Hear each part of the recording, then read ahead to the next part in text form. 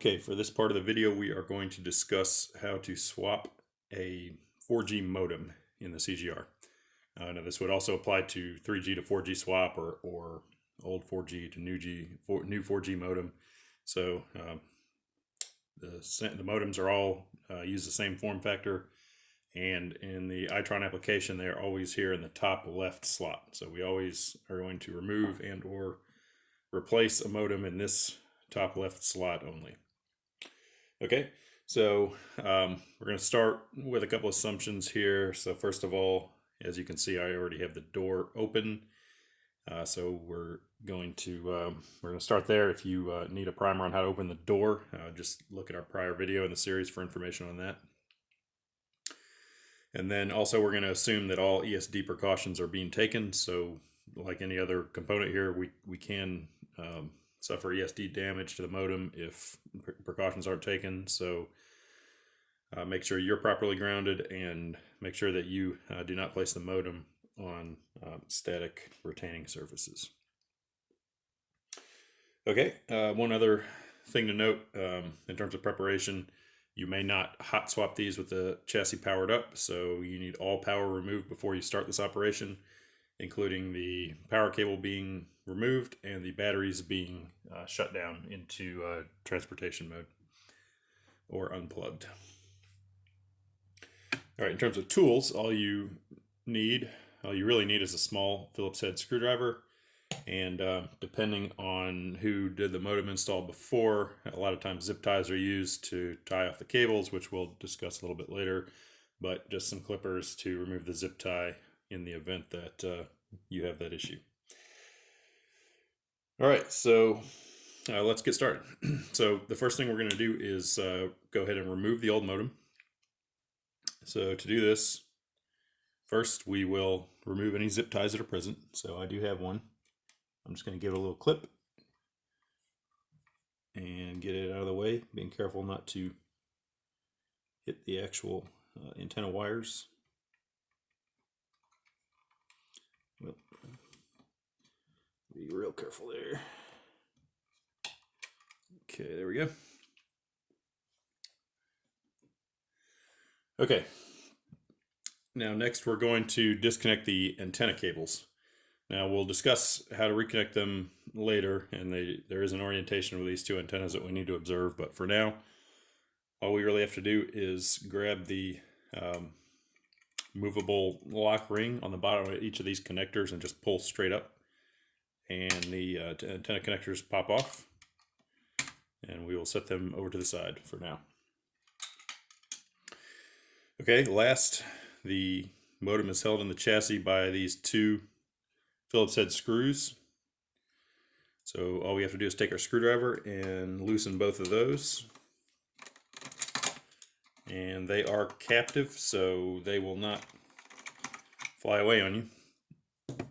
And you can tell they're loose once they pop up on their spring.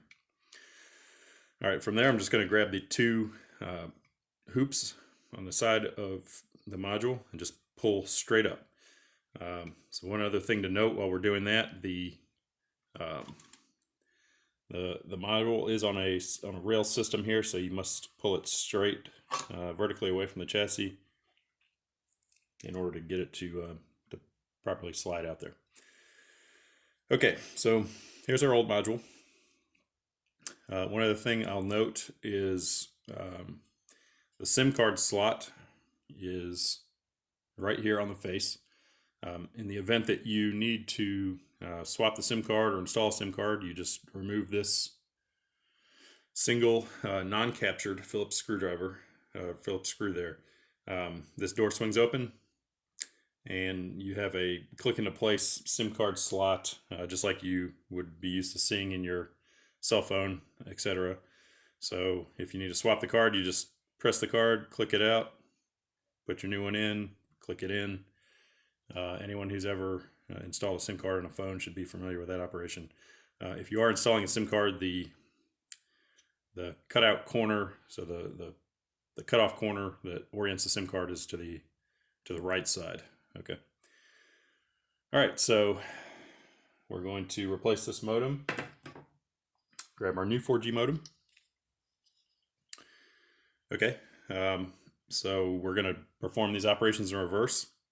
So I'm going to orient the card with the connector biased towards the outer side of the chassis here. So if you look down in the slot, you can see that the connector is not centered. It's the connector is biased towards the outer wall. So you just have to make sure that your connection on the board is the same way.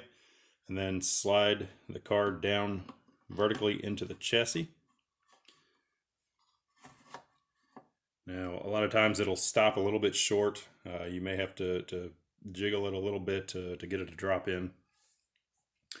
But you need to make sure that these hoops are flush with those in the adjacent slots, and that's when you know it's all the way in. So let me just press down there. Okay. Now we're locked all the way down.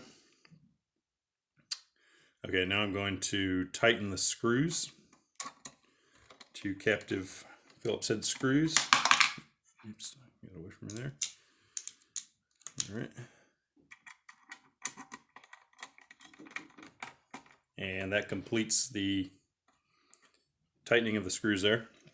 All right, next we are going to reconnect the cellular antennas. Now the orientation does matter. So as you can see, we have a long cable here and a shorter cable here. The main connection is always run to the further away antenna here, okay?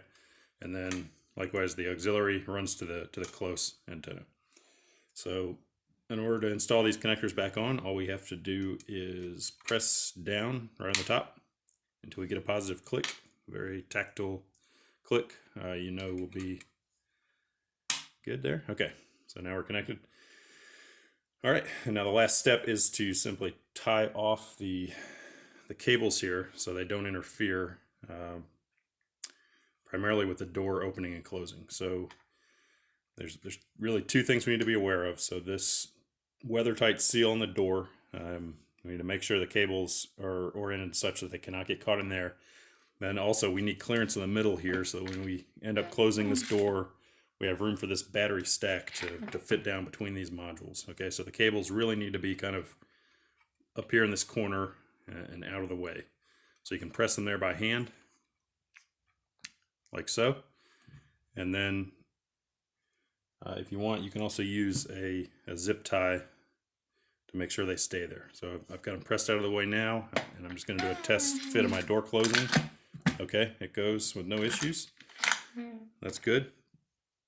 So now I'm just going to go ahead and run my zip tie to the hoop on the chassis wall there and make sure they stay out of the way. Go ahead and clip off the end of my zip tie.